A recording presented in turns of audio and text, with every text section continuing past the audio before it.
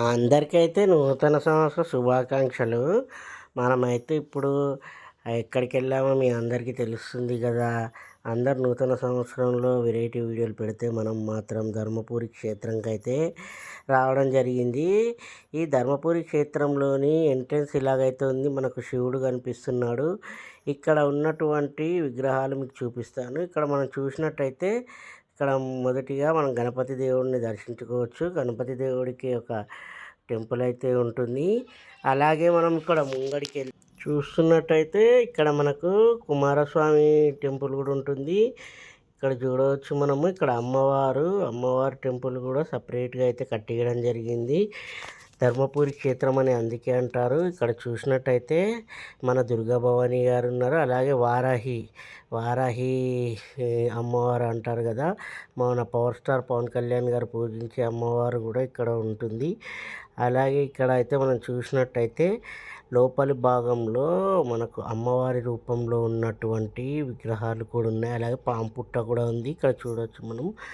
పాము పుట్టలతో పాటు నాగదేవతకు టెంపుల్ అయితే కట్టేయడం జరిగింది.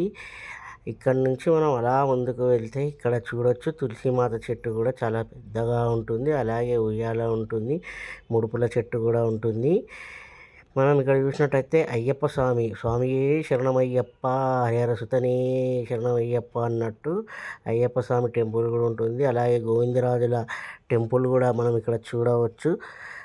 ఇక్కడ అందుకని చెప్పేసి అందరు అంటారు ధర్మపురి క్షేత్రంకి వస్తే ఇంకెక్కడికి వెళ్ళిన అవసరం లేదు, అందరి దేవతల గుడిలో అందరి దేవుళ్ళ గుళ్ళు ఇక్కడనే ఉంటాయని.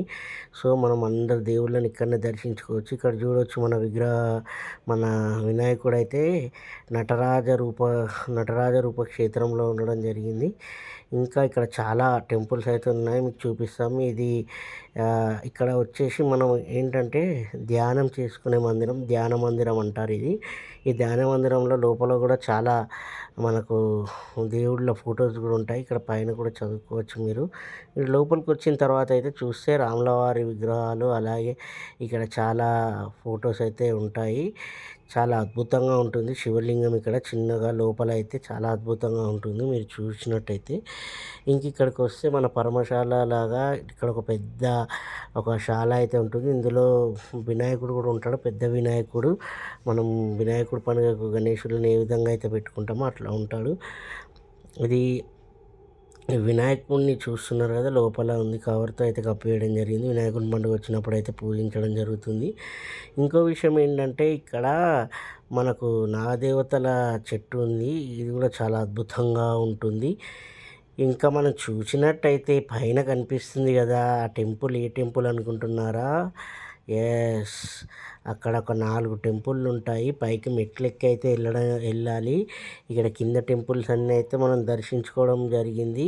మనం ఇప్పుడైతే పైకి అయితే వెళ్ళిపోదాం.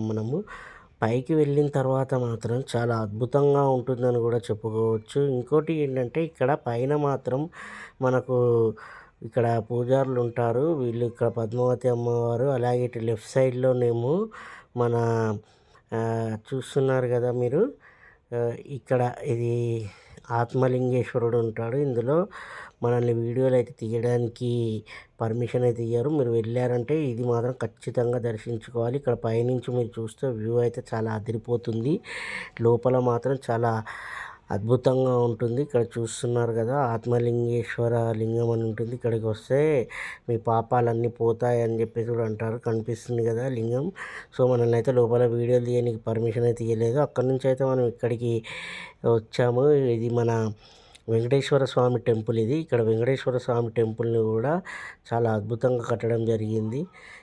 ఇక్కడ చూసినట్టయితే వెంకటేశ్వర స్వామి టెంపుల్ కూడా చాలా అద్భుతంగా ఉంది.